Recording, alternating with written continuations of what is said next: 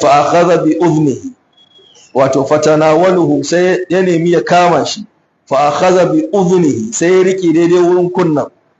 Thumma qala, sai manzo Allah ya ce ayyukum yuhibbu anna hadha lahu bi dirham, ya ku sahabbai waye yake so a bashi wannan dan akuyan, gashi macacce, gashi mai yankakken ainihin kunne, a bashi shi ya bada dirhami ɗaya. Faƙalu, sai sahabbai suka ce ma nuhibbu annahu lana bi shay'in, ai ba mu son wannan ya zama wani abu ma a tare da mu, wa ma nasna'u bihi, kuma me za mu aikata da shi, me za mu yi da shi. Qala, sai ya ce ayuhibbuna annahu lakum, shin kuna son wannan ya zamo gare ku? Qalu la, suka ce ba ma son shi. Qala, sai ce dhalika lahum thalathan, sai ce wannan nasu ne, wannan nasu ne, nasu ne. Manzo Allah ya faɗa haka so uku. Faqalu, sai suka ce la wallahi, manzo Allah a'a wallahi ba ma kaune shi. Law kana hayyan, da ya kasance ma mai rai ne, la kana aiban fihi, ai da ya zama mai aibi ma. Annahu fihi annahu asakku, domin an yanke masa kunne. Wal asakku, abinda ake nufi da al asakku alladhi laysa lahu udhunani, wato domin ba shi da kunnuwa guda biyu. Fa kaifa wa huwa mayyitun, to ta yaya kuma wanda yake da gashi ya zama mushe? Qala, sai manzo Allah ya ce fa wallahi, manzo Allah ya rantsuwa yace na rantse da Allah, la dunya ahwanu ala Allah, duniya ita ce mafi kaskanci a wurin Allah, min hadha alaikum, fiye da wannan a wurinku.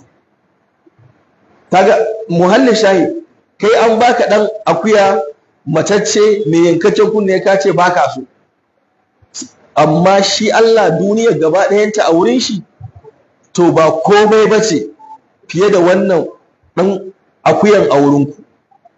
Kaga domin ku ba ku kauna, domin kun ce matacce ne yankakken kunne, amma duniya kuma mutane suna santa, to shi kuma Allah baya son duniya. Don haka a wani hadisi ma Allah ya ce, manzo Allah yake cewa ad-dunya mal'una, duniya la'ananna ce, mal'unun ma fiha, abin cikin ta ma la'ananne ne, sai illa zikrullahi wa man walahu, sai dai ambaton Allah. Malamai suka ce zikrullahi yani alquran, wa man walahu da abin da yake jidintarsa, malamai suka ce alhadith. Sai ce wa alimun wa muta'allim, sai malami, sai kuma mai neman sani. Don haka ya Imam Shafi'i yake cewa kada ka zama cikin wanda ba sa neman ilimi, domin duk wanda ya kasance baya neman ilimi kuma baya sauraron inda ake neman ilimi ko baya son mai neman ilimi, to lallai zai zama halakakke. Domin shi ilimi kullum zaka samu ilimi akan duk abin da baka sani ba na addininka, a kullum kana samun wayewa ne. In zaka zauna gaban inda ake tadrisin ilimi, to kullum zaka karo da abin da baka sani ba. Kullum zaka ji wani sabon abu yana bayyanan maka a cikin addininka na musulunci. Domin addinin musulunci kullum zaka ji shi kamar wani sabon abu ne. Akwai shi dama, kai dai saninka ne bai kai wurin ba. Don haka kada ka yi wasa da neman ilimi a kullum. Ilimi yana ƙara faɗaɗa sababbin abubuwa wanda suke da ɗaɗɗu ne, amma suna bayyana a wurin mutane, saboda ilimi yana ƙaruwa. Allah ya samu dace. حدثنا عثمان المؤذن قال حدثنا عوف عن الحسن عن أتي بن ضمرة قال رأيت عند أبي رجلا تعزى بعزاء الجاهلية. yace naga wani mutum a wurin Ubayy bin Ka'ab. Idan yace Ubayy yana nufin Ubayy bin Ka'ab. Rajulan, wani mutum, ta'azza bi aza'il jahiliya, yana alfahari da irin alfaharin jahiliya. Wato yana alfahari yana cewa mu ne kaza, mu ne ƴan kabila kaza, mu muka yi kaza. Yana yada nasabiyya da asabiyya.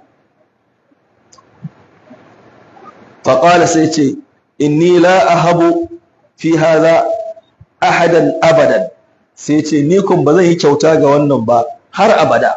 ba zan iya yin kyauta ga wannan ba har abada domin inni sami'tu an-nabiyya sallallahu alaihi wa sallama yaqul ce domin naji manzon Allah tsira da amincin Allah su tabbata a gare shi yana cewa man ta'azza bi azail jahiliyya duk wanda yake yin alfahari da alfahari irin na jahiliyya to fa'idduhu.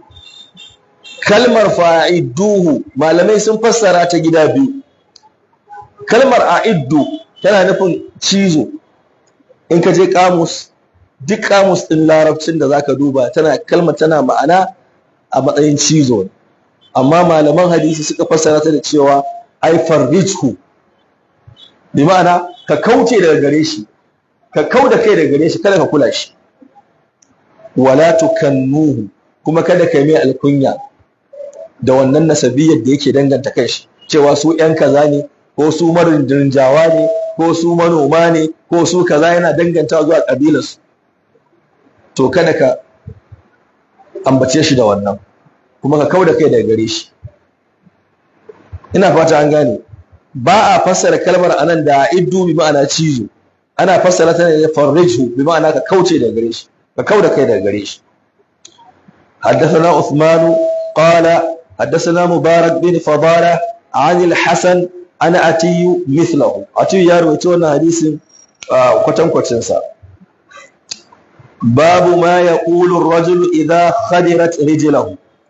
باب mai mutum zai faɗi idan ya samu targaɗe a ƙafarsa. حدثنا أبو نعيم قال حدثنا سفيان عن أبي إسحاق عن عبد الرحمن بن سعد قال عبد الرحمن بن سعد يتي خدرت رجل بن عمر ابن عمر يا سامو ترغدي a kafarsa a wurin diddigensa فقال له رجل sai wani mutum yazo ce da shi ya kai dan Umar uzkur ahabban nasi ilaika, ka faɗa mana wane ne ka fi so a cikin mutane gaba ɗaya. Faƙala sai ce ya Muhammad sallallahu alaihi wasallam. Kaga kalmar ya wani ba tana nufin kana kiran shi bane da neman agaji. Ina fata an gane. Bi ma'ana a nan wurin shi Abdullahi dan Umar ba ya ce ya Muhammad da nufin manzon Allah ya kawo mai agajin ciwon da ya ji bane. Aka tambaye shi aka yi wa ya fi so, sai ce manzon Allah sallallahu alaihi wasallam. Na'am ya girma manzon Allah ne, ya kira shi da ya'un nida, ya Muhammad. Wato yana nufin sai kai Muhammad, shi manzon Allah kadai yake kaura fiye da kowa a duniya, fiye da uba da uba. Manzon Allah ya fi uwa, ya fi uba, ya fi ƴaƴa, ya fi komai. Duk abin da ka mallaka a duniya to sai ka nuna ka fi son manzon Allah fiye da dukkan wannan, kuma ka fi son manzon Allah fiye da rayuwarka, sannan ma ka zama mumini. Duk wanda bai da wannan soyayya da zai nuna manzon Allah to bai zama cikakken mumini ba. Domin manzon Allah ya tambayi Umar ne ma kam ya zo wurin manzon Allah, ce manzon Allah ina son ka fiye da duk abin da na mallaka. Manzon Allah ya ce Umar baka yi imani ba. Ce manzon Allah na fi son ka fiye da rayuwata. Sai manzon Allah ya ce al'ana ya Umar, yanzu ne kai imani, yanzu ne kai imani ya Umar. Sai imaninka ya fi so, sai ka zama ka fi son manzon Allah fiye da rayuwarka, sannan ka zama mai imani. Wato a tozarta manzon Allah, a ci mutumin manzon Allah, a zagi manzon Allah, ka ba da rayuwarka wurin kare manzon Allah, to shine ka zama mumini. Allah ya samu dace. Wannan shine son manzon Allah. Son manzan Allah, ka bi umarninsa, ka bi duk abin da ya zo da shi, kuma ka bi duk abin da ya umarni ka aikata, kuma ka aikata din. Wannan shine dukkan ƙaunar manzan Allah, ba irin ta ƴan bid'a ba. Ɗan bid'a ne zai ce maka mu ne masoya manzan Allah, amma kuma za ka ga ya shimfiɗa kyalle yana wazifa, za ka ga yana karanta salatul fati, yana duk wata bid'a za ka ga yana aikata ta da saba ma Allah, da bokanci, da tsubbu, da za ka ga 'yan bid'a ne suke. Yanzu kwanan nake ganin wani clip yana yawo, wani malami, wai shi malami ne babba a cikin dariƙa, abin da yake cewa wai idan mutum zai zo wurin shi ma wai manzon Allah yana zuwa ya gaya mushi wai annabi na zuwa ya gaya mushi cewa wani zai zo kuma ga manufar da zai zo da ita kuma ga abin da ma zai faɗa masa. Wallahi kilif na raina yawo kuma wai malami da rawani a cikin 'yan ɗariƙan nan ba. Wai ne kai in bacin ahalin sunna ba da mutane ba sun halaka ba. Wallahi Allah ya kai lada ga ahalin sunna, musamman Malam Abubakar Mahmud Gumi, kakanmu kenan a cikin aƙida. Kakanmu shi ya fara rubuta bid'o'in su gaba ɗaya. Littafin farko da yayi shine al-aqidatu shar'iyya bi muwafaqati shari'a, al-aqidatu sahiha bi muwafaqati shari'a. Suka dinga ai bai iya larabci ba, dinka in ma ka karanta littafin ba na hawu nan akwai kuskuren larabci. Yace oho dai kuna ganewa dai ko sakon yana isa dai ko. Inna lillahi wa inna ilaihi. An raba musu aljanna. Da dan Allah ba ko wannan ba za a ce ba ya ce maka aljanna. Kuma sun yadda sun yi imani.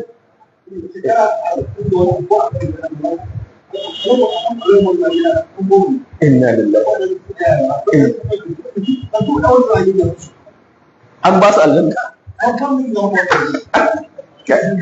Inna lillahi wa inna ilaihi raji'un.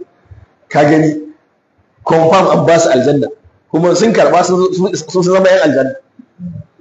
Ba wanda ya san dan aljanna sai Allah. Kawai fa qul imanu ne kawai. Ka tashi kai aiki. Ka tashi kai aiki. Allah ya samu dace. Don haka duk wani abu da in soyayya da kauna ne to sai ka nuna wa manzan Allah sallallahu alaihi wasallam sannan imanin ka ya zama cikakke. Allah ya raba mu da yan bid'a. Babun al-Imam al-Bukhari ya ƙara kulla babu yace babu haddathana Musaddad qala yace haddathana Yahya an Uthman bin Ghiyath qala yace haddathana Abu Uthman an Abi Musa أنه كان مع النبي صلى الله عليه وآله وسلم في حائط يا كسنتي تارد من ذن الله صلى الله عليه وسلم أتكلم ون لمبو من حيطان المدينة أتكلم لمبنا غير المدينة وفي يد النبي صلى الله عليه وسلم عود كما أهل من ذن الله أقوى وتسنده يضرب به من الماء والطين من ذن الله ينا بقوم ainihin ƙasa da ruwa da wannan sandan yana tattaunawa haka a cikin lambun sai ya taɓa ƙasa da ruwa yana cakuɗawa haka. Faja'a rajulun yastaftihu, sai wani mutum ya zo a ƙofar wannan lambun yana neman a buɗe masa ƙofa.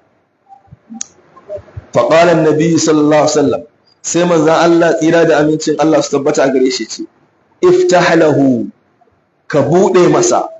Wa bashirhu bil janna, sannan kuma ya ce ma Abu Musa ka faɗa mishi Allah ya yi masa bushara da gidan aljanna. Wa yake raba aljanna? A waye ya sai raba aljanna? A manzan Allah zaki. Kaga wanda ya raba wa'incan aljanna shi ya kai matsayin manzan Allah ne? To kaga yanzu wa ya raba aljanna yanzu? Manzan Allah sallallahu alaihi wasallam. Manzan Allah ne ya ce wani dan aljanna ne. Wani dan aljanna ne. Amma ba wani kawai wai sai wai shi shehi kawai ya ce ya ba wani aljanna. To kaga nan sahabi ne ya zo ya kwankwasa ya ce a buɗe mai ƙofa zai shigo cikin wannan lambun. Sai manzon Allah ya ce masa Abu Musa al-Ash'ari, je ka buɗe mishi kuma kai masa bushara da me da gidan aljanna cewa Allah ya bashi aljanna. Fa zahaba, sai ya tafi.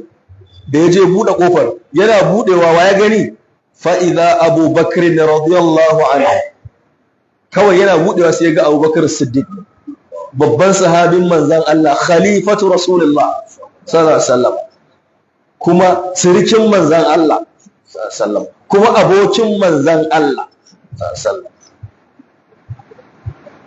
Manzan Allah yake cewa da zai riki wani baji daɗi latakhastu Aba Bakrin khalilan, da zai riki Abu Bakr ne khalil. Shine Allah ya ambace shi a cikin Alqur'ani yace thani yathnaini idhuma fil ghar idh yaqulu li sahibihi la tahzan inna Allaha ma'ana. babu wanda Allah ya kinaya ya ambace shi a Qur'ani direct irin Abubakar Siddiq in banda Zaid bin Haritha shine wanda aka ambaci sunan shi ƙwaro-ƙwaro a Qur'ani cikin sahabban manzon Allah. Amma mafi da dama ayoyi suna zuwa ne kawai za a ce al-muhajirin wal ansar was-sabiqun al-awwalun min al-muhajirin wal ansar, haka Allah yake ya ayyuhal ladina amanu kaza kaza. Radiyallahu anhu fa fatahtu lahu, Abu Musa yace sai na bude masa, wa bashartuhu bil janna, kuma na masa bushara da gidan aljanna, cewa manzon Allah ya ce a gaya maka Allah ya baka gidan aljanna. Thumma istaftah rajulun akhar, sai wani mutum kuma ya ƙara zuwa ya nemi a buɗe ƙofar wannan lambu. Faqala, sai manzon Allah ya ce iftah lahu, je ka buɗe masa, wa bashirhu bil jannati, kuma shi ma kai mai bushara da gidan aljanna. Da ya je yana buɗewa, fa idza Umar radiyallahu anhu, sai kawai ya ga ai Umar ne Allah ya ƙara masa yadda. Kaga so da dama manzo Allah yake cewa dakhaltu ana wa Abu Bakr wa Umar, dakhaltu ana wa Abu Bakr wa Umar, wa kharajtu ana wa Abu Bakr wa Umar. Ta kaga yanzu shi ma Umar Allah madaukakin sarki ya ce a gaya mashi an bashi aljanna. Fa fatahatu lahu, Abu Musa ya ce sai na bude masa kofa, wa bashartuhu bil janna, shi ma ne mai bushara da aljanna. Na gaya mai manzon Allah yana ciki kuma ya ce a maka bushara da gidan aljanna, Allah ya baka aljanna. Thumma istaftaha rajulun akhar, sannan kuma mutum na gaba shi ma ya zo ya nemi a buɗe ƙofar. Wa kana muttaki'an, manzon Allah ya kasance aka shingida haka. Ittiqa shine wato ka dan kwanta haka aka shingide akan wani, akan me ake ce mishi, akan pillow yawa. To kawai fajalasa, sai manzo Allah ya tashi ya ƙara zama ya zauna daidai. Wa qala, sai ya ce iftah lahu, Abu Musa je ka bude masa kofa, wa bashirhu bil janna, shi ma ka mishi bishara da gidan aljanna. Wa ala balwa tusibuhu, amma ka ga mai akwai wata musifar jarabawa da za ta same shi. Kaga wannan menene? Gaibi ne Allah ya ne ila'in shigawa ga manzansa. Illa man irtada min rasulin fa innahu yasluku min baini yadayhi wa min khalfihi rasad. Kaga Allah ya ce dama gaibin sa yana sanarwa da wanda ya so cikin annabawa, zai iya faɗa mishi abu kaza zai faru, abu kaza zai faru. Yace ka je ka ce ka bude mishi, kai mai bushara da aljanna, amma akwai wata musiba da za ta same shi. Aw takunu, ko za ta kasance a tare da shi. Abu Musa ya ce fa zahabtu, sai ya tashi mu tafi bakin kofa. Fa idza Uthman, ina budewa yace sai ga Uthman ibn Affan a bakin kofa. Fa fatahatu lahu, yace sai na bude masa, fa akhbartuhu billadhi qala, yace sai na bashi labarin abinda manzon Allah ya ce. Yace manzon Allah ya ce a maka bushara da aljanna, amma akwai jarabawa da za su shame ka nan gaba. Qala, sai ce wasu abinda Uthman ya ce, sai ya ce Allahul musta'an, Allah ne abun neman taimako, wato Allah ne abun taimako, wato yayi isti'ana zuwa ga Allah, yana neman agaji a wurin Allah. Bi ma'ana ya san babu makawa ne sai wannan jarabawa ta shafe shi. Duk abin da manzon Allah ya faɗi baya canzawa, domin shi ma wahayi ake musu. Wa ma yantiqu anil hawa in huwa illa wahyuha, allamahu shadidul quwa. Tabbas ya san sai jarabawa ta same shi. Wace irin jarabawa ta same shi? Lokacin da wasu daga cikin 'yan tawaye, bayan ya naɗa Muawiya a matsayin gwamna a ƙasar Damascus, suka zo suka kewaye gidan shi. Daga ciki fa akwai sahabbai a cikinsu, da wasu daga cikin tabi'ai suka zo suka kewaye gidan shi. Yana azumi a wannan ranar, sai da ya kwana 3 suka kewaye shi, ba daman fita ya sallah. Yana azumi, yana karatun alƙur'ani, suka haura cikin gidan shi suka yanka shi. wannan ita ce farkon musibar da ta fara aukuwa a cikin musulunci. Daga nan aka samu khawarij, aka samu asha'ira, aka samu wa'annan firak da suka tarwatsa addinin musulunci. Tun daga kisan Usman radiyallahu anhu musulunci bai samu zaman lafiya ba har zuwa yau. Tun daga lokacin ne musulunci ya samu farraka. Bayan sun kashe Uthman, suka nemi Aliyu ya zama gwamna, ya zama khalifan musulunci. Sai Muawiya shi kuma a can Dimashq ya ce bai yadda ba, sai an kamo waɗanda suka kashe Uthman, an musu hukuncin kisa, an kakkashe su, sannan ya yadda Aliyu ya zama khalifa. Rikicin da ya zama kenan aka samu khalifanci biyu. Uthman Aliyu yana garin Madina, shi kuma Muawiya yana Dimashq. Anan aka samu tawa rikici har sai da fa aka gwabza yaki tsakaninsu. Fitintinu suka dinga faruwa tsakanin musulmi, domin shi Muawiya cewa zai kare jinin Uthman, saboda Uthman shi ya naɗa shi gwamna a can, kuma yana daga cikin Banu Umayya, dangin shi. Su kuma su zo sun kashe shi ne, ta yaya zai dinga naɗa 'yan ƙabilarsa suna zama wa gwamnoni a wurare da dama. Su kuma abin da ya sa suka zo suka ce ai yana yin san rai, da haka suka haura gidan shi suka kashe shi. Shi kuma Ali ya ce za a nemo su, aka dinga jira lokaci. Daga nan shi kuma Muawiya ya ce ba zai bi Aliyu a matsayin khalifa ba, saboda haka yanzu ma shi ne khalifa. Ta yadda ke aka samu farak tsakanin musulmi. Wannan fitina ita ta auku har zuwa yau. Shi kuma Aliyu ma bayan ya zama khalifa ya samu tawaye, aka samu khawarijawa suka zo suka dinga cewa huwa, suka ce shi ne, suka ce ya ce shi wa, suka ce ai kai ne Allah ma gaba daya. Su fa inda mutane suka kashe Uthman su ne suka dawo suka ce shi Allah ne, sai da ya dinga azabtar da su da wuta.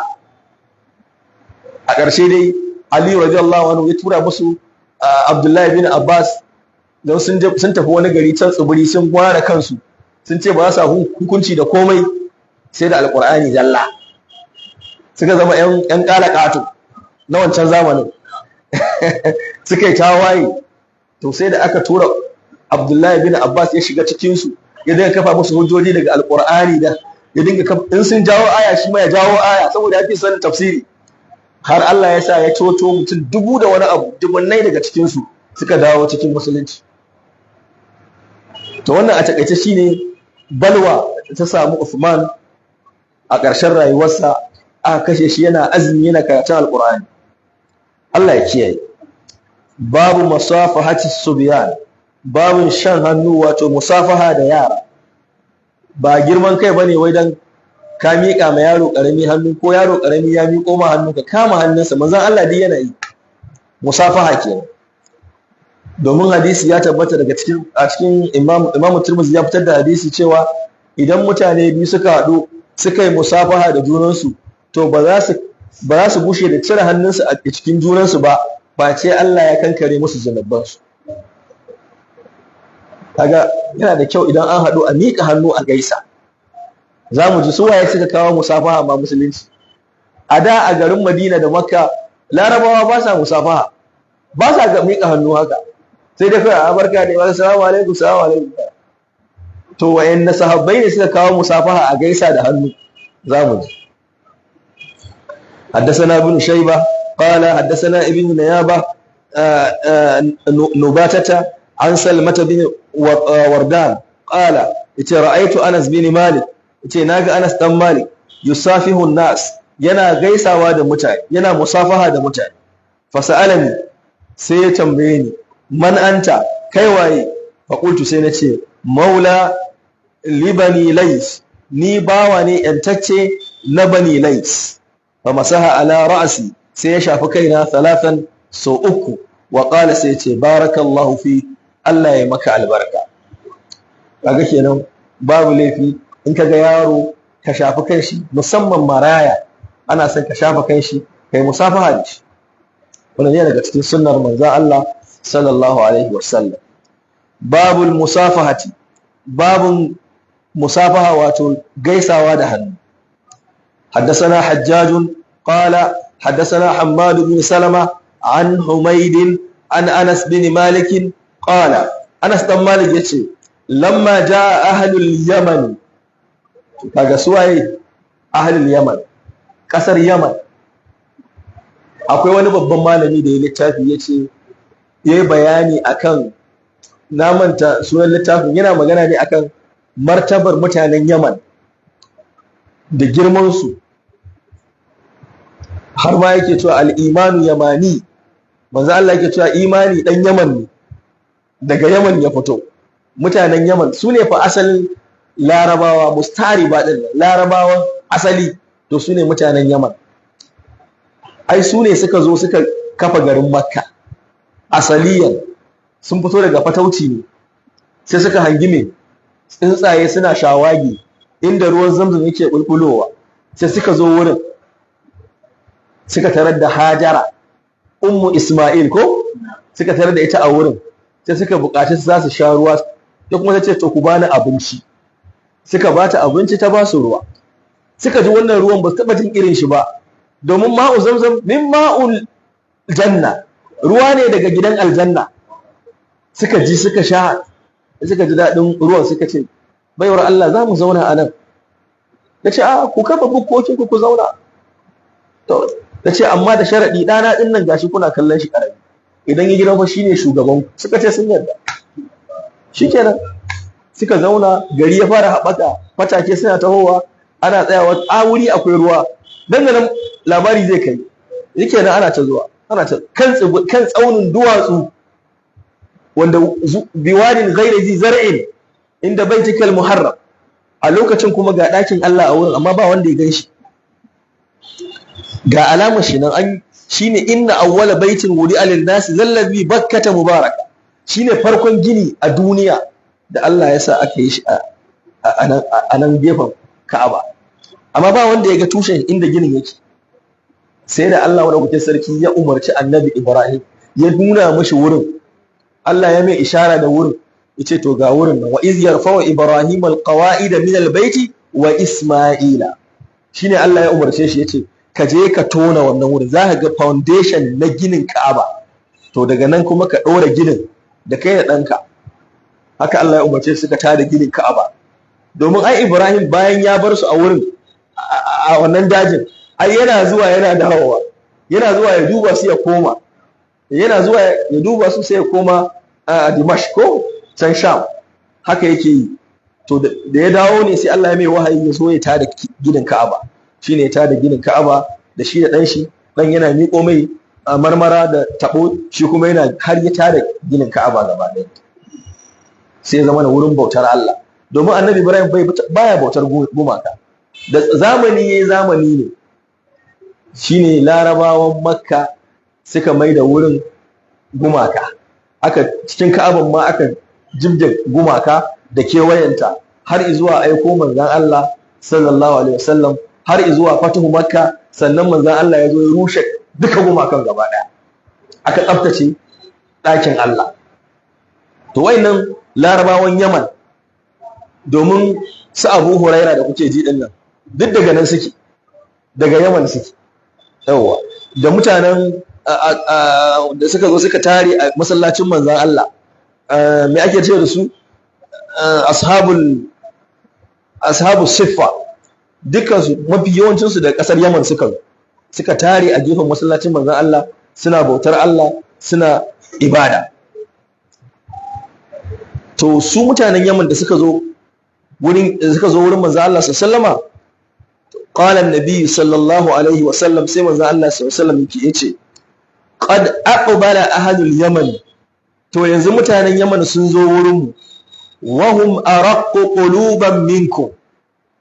kaga abin da manzon Allah ya ce masahabbai, manzon Allah ya ce ma al-muhajiruna wal ansar, ya ce da su mutanen Yaman su ne araqqu quluban minkum, su ne mafiya taushin zuciya fiye da ku, wato suna da zukatansu masu taushi ne, ba su da ghalizul qalb, ba su da kausasassiyar zuciya, zukatansu masu taushi ne, masu imani ne, cikakken imani. To yau sun iso gare ku a garin Madina. Fahum awwalu man ja'a bil musafahati, domin su ne farkon waɗanda suka zo da mai musafaha. Su ne da suka shigo garin Madina kawai sai aka suna miƙa hannu, suna miƙa mutum hannu, sai abin ya zama baƙo a wurin mutanen Madina da Laraba da sauran mutanen Muhajirun. Wannan wani irin abu ne? Sai manzo Allah ya ce ku ci gaba da yi.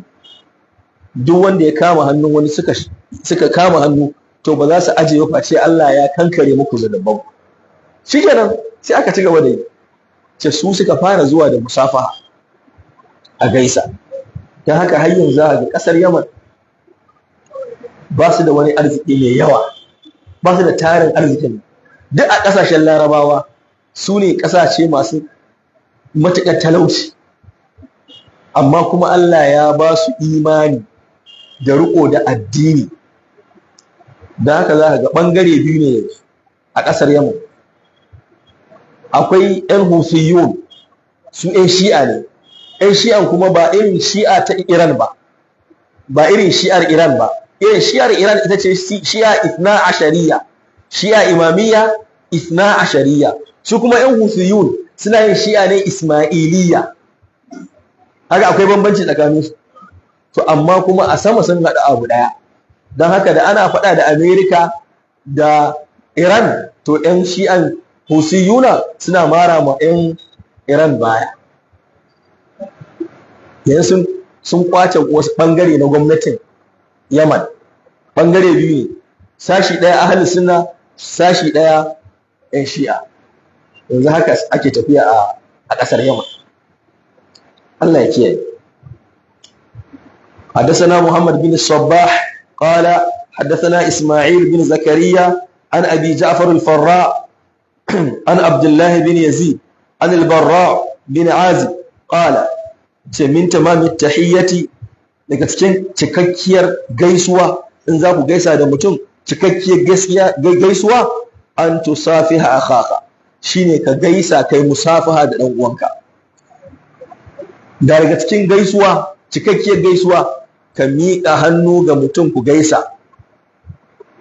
Kuma ita musafaha ba babba ba yaro. Ba wai a ce ai wannan karami ne ba sai an gaisa da shi ba, ko kuma in ka miƙa mutum hannu sai janye hannun shi ai wane ne shi kaza kaza. Duk wani abu da ga yana zuwa camfe ne na mutane. Za ka ga wasu sarakuna wai su ba a gaisawa da su. Girman kai ne, wallahi alkibir, kuma Allah sai ya musu azaba. Abin da yake burge ni kenan, akwai wani sarki a ƙasar nan yana burge ni, babban sarki ne, number 1, amma wallahi in ka zo wurin shi ka zo kusa da shi sai ya miƙa ma gas. Number 1 first class ne, amma kuma ba ruwan shi, baya da girman kai, zai miƙa ma hannu. Ko yau dinnan na ga wani clip din shi, gaisawa yake da mutane haka kuma mai daraja ta ɗaya. Amma wasu sarakuna a ƙasar nan ai baka isa su baka hannu ba. Nan kusa ma a nan za ka ga akwai hakiman da masu ma ba a ba su hannu. Wai al'adarsu su sarki ba a miƙa mai. Ya fi ƙarfin a gaisa da shi. Jahilci. Manzan Allah fa yara ya ga suna wasa ya ga wucewa ba, haka manzan Allah ya dinga gaisa da su. Assalamu alaikum, salam. Mun karanta hadisi a cikin Riyadus Salihin in ba ku manta ba. Haka manzan Allah ke gaisawa da yara, yana kama hannunsu. To duk girmanka da matsayinka da wani rawaninka ka kai manzan Allah ne? Ko farshen manzan Allah ka kai a daraja? Allah ya kiyaye. Saboda ka za ga mafi yawancin sarakunan da suke wannan girman kan da waye za ka ga jahilai ne, musamman addini ba. Da yake shi wannan sarkin da nake ga muku yana miƙa hannu, yayi ilimi, har littattafan ilimi yana karantarwa. Akwai wani lokacin da yana karantar da littafin Iqtida'us Siratal Mustaqim, da kuma ya karanta littafin Ibn Qayyim mai suna wannan iyaka na abudu wa iyaka na sa'id mai sunan shi ne mujalladi 4 ne littafi madarijus salikin baina manzilati iyaka na abudu wa iyaka na sa'id. In ka fahimci wannan littafin to babu wanda zaka ji ma zai cutar da kai ma ka samu natsuwa. Ai dogaro ne ga Allah kawai. Duk abin da zai same ka maida su iyaka na abudu wa iyaka na sa'id. Ibn al-Qayyim ya littafin mujalladi 2 ne, wani bugun mujalladi 4. Allah ya samu dace.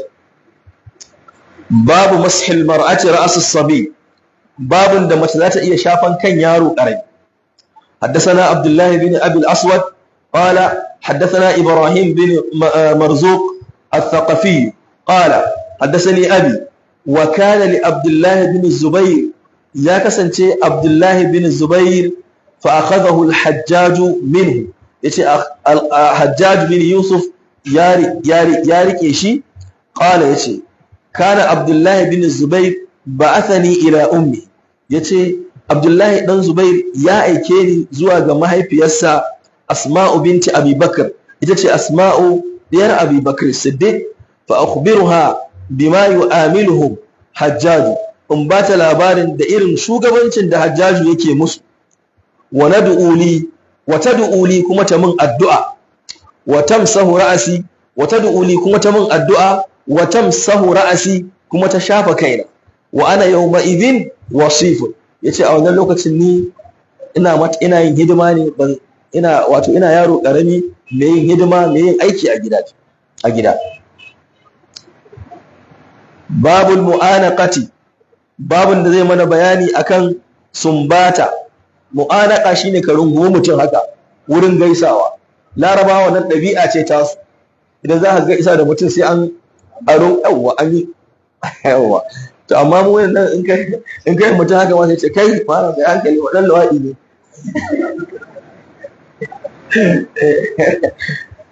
Mu al'adarmu ba haka ba ne. Ai a nan ɗin za mu zo mu karanta nan gaba za ka ji babi na gaba bayani ma yi ar-rajulu yuqabbilu ibnatahu, mutum ya sumbaci yarsa. To al'adar Bahaushe in kai sumbaci yarka sai kai ya zama labari. A unguwa sai a yada ka sai ai ya zama kaza kaza.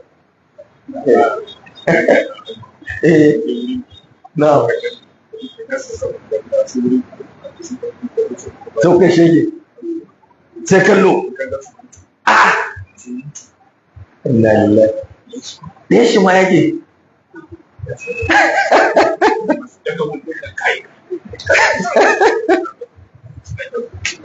kuma jihala ne wallahi. Al-insanu jahilun bima la ya'rif, shi mutum ko da yaushe jahili ne ga abin da bai san shi ba. To idan baka san abu ba kaga ya zama maka baran sai kai tambaya. Ai bi su'al yaqtadi al-misal, ai in kai tambaya sai a maka bayani, sai ka fahimci abin da ake manzon Allah yana kaza yana, sai a maka bayani sai ka fahimta. yawa Allah ya sa mu dace. bari mu karanta wannan. حدثنا موسى قال حدثنا حمام عن القاسم بن عبد الواحد عن ابن عقيل أن جابر بن عبد الله حدثه أنه بلغه حديث عن رجل من أصحاب النبي صلى الله عليه وسلم. yace daga wani mutum daga cikin sahabban manzon Allah tsira da amincin Allah su tabbata a gare shi, babta'atu ba'iran, yace sai na sai raqumi wa shaddadtu ilayhi rahli shahran, na tsananta tafiyata akan wannan raqumi tsawon wata guda, hatta qadimtu sham, yace har sai na iso kasar sham. Fa iza abdullahi bin unais, sai ga abdullahi dan unais, fa ba'athu ilayhi, sai na aika gare shi anna jabiran bil bab, a gaya mai cewa jabir yana kofa. Faraja ar-rasul, sai wannan dan sako ya dawo, fa qala yace jabir bin abdullahi, jabir dan abdullahi. Fa qultu, sai yace na'am fa kharaja, yace sai mutumin ya fito. Yace me fa atanaqani, yace sai ya rungume ni, wato muka runguma juna tsakanin da shi. Qultu, sai yace hadisun balagani lam asma'u, wani labari ne ya iso ni amma ban saurare shi ba, wani labari ya iso gare ni wanda ban same jinsa ba. Khashitu an amuta, ina tsoron kan in mutu aw ta muta ko kai ka mutu. Qala sai ce sami'tu an-nabiyya sallallahu alaihi wa sallam, wato ya ji labarin wani hadisi ne yasa ya tattaki ya taho daga wuri mai nisa don ya zo ya samu wannan hadisin. To da ya zo sai ya ce hadisun balagani, wani hadisi ne ya iso gare ni, lam asma'ahu amma ban ji shi ba, ina son in ji daga bakinka. Yace khashitu an amuta, ina tsoron kan in mutu ban samu wannan hadisin ba, aw ta muta ko kuma kai da hadisin ke wurinka ka mutu. Ka kenan ba ni da fiqa wanda zan samu hadisin a wurin shi. Qala sai yace sami'tu an-nabiyya sallallahu alaihi wa sallam yaqul, sai shi kuma yace naji manzon Allah yana cewa yahshurullahu al-ibad, Allah zai tashi mutane ko bayi awin nas ko mutane uratan tsirara ran tashin alkiyama, gurlan ba kaciya duk za su tashi, buhuman kuma babu komai a tare da su. Qultu sai ya ce wama buhuman, shin menene buhuman? Qala sai ya ce laisa ma'ahum shay'un, babu komai a tare da su, ba mai riga ba mai wando ba mai komai, haka kowa zai tashi ran tashi alkiyama. Fa yunadihim, sai a kiraye su bi sautin yasma'uhu man ba'uda, da sautin da waɗanda suke nesa can za su ji. Ahsabuhu qala, yace nayi zaton cewa yayi kama yasma'uhu man qaruba, kamar yanda wanda yake kusa ma zai ji. Allah zai ce anal maliku, ni ne mai mulki, la yanbaghi li ahadin min ahli aljannata, bai dace ga wani ba wanda yake dan aljanna, yadkhulul jannata, ya shiga aljanna, wa ahadun min ahli an-nar yatlubuhu, kuma a ce ga wani dan wuta yana neman shi bi mazlamatin, da wata zalunci da wata cin amana da yi masa ko wani zaluntarsa da yayi. Wala yanbaghi, sannan kuma bai dace ba li ahadin ga wani min ahli an-nar, wato shi dan wuta ne, an yadkhulan nara, a ce gashi ya shiga wuta, wa ahadin min ahli jannati, kuma ga wani dan aljanna can ya dulubuhu bi mazlamatin, yana neman shi cewa ya zalunce shi da wani abin zalunci. Ba za a yi haka ba a lahira, kowa sai Allah ya sakan ya masa ga duk wanda ya zalunci juna, duk wanda ya zalunci wani sai Allah ya biya masa komai nasa, duk wanda ka zalunta sai Allah ya saka masa. Kai farko fa hisabin da Allah zai fara yi tsakanin ma dabbobi zai, tinkiya ko akuya mai ƙaho da ta zalunci akuya mara ƙaho, to Allah zai tayar da su, ya ce mara ƙahon nan a tsiran mata da ƙaho, Allah ya ce ta rama ga wacce ta cutar da ita a duniya, ita mata sare ta, sannan sai Allah ya ce musu kunu turaban, duk ku zama ƙasa gaba ɗaya. Dabbobin da suka rayu a duniya Allah zai mai da su ƙasa ne gaba ɗayansu, sai wa'inda Allah ya halitta mana aljanna. Allah ya samu dace. Sai kultu sai na ce wa kaifa, to ta yaya haka? Wa innama na'ati Allahu uratan buhuman, yanzu mu je wa Allah muna tsirara babu komai a tare da mu. Qala sai ce bil hasanati was sayyiati, za mu je wa Allah ne da kyawawan ayyuka da munana. Duk abin da ka aikata, wa an laysa lil insan illa ma sa'a wa anna sa'yahu sawfa yura. Duk abin da ka aikata shi za ka gani. A ƙarshe Allah ya ce summa yujzahul wa anna sa'yahu sawfa yara thumma ayat ta tafi thumma jazahul jazaa'ul awfa, ce sai Allah ya musu sakamako cikakke, wato hisabin da za a yi cikakken hisabi. Duk abin da ka aikata shi za ka samu, amma wanda ya aikata daidai da misqala dharratin yarahu zai gani, wa man ya'mal mithqala dharratin khairan yara, wa man ya'mal mithqala dharratin sharran yara. To don haka a lahira daga aikinka kawai shi za ka gani. To amma ai za a sa tufafi ko in za a shiga aljanna, tunda Allah ya ce a cikin aljanna ɗan aljanna suna da menene, suna da tufafi ai. za a shiga aljanna dole da tufafi ko bayan an maka hisabi an tantance ka zama dan aljanna to Allah zai yi maka hisabi maka tufafinka min sundusin khudrin wa istabrak, sundus ne ko istibrak ko kuma fararen tufafi sune tufafin yan aljanna. A aljanna kenan sai za a sa tufafi, amma wurin hisabi za a tashi a tafi wurin Allah kowa zai tafi tsirara ne. Har ma a wani hadisi Aisha take tambaya, shin manzon Allah tsirara, shin ɗaya baya kallon ɗayan shi kaza? Sai ce mata Aisha ai wannan ranar kowa hankalin shi a tashe ba ma ka ta kallon dan uwanka kake ba, saboda tashin hankali ya ishe ka kawai a wannan ranar. To amma wanda zai fara sanya tufafi wane ne?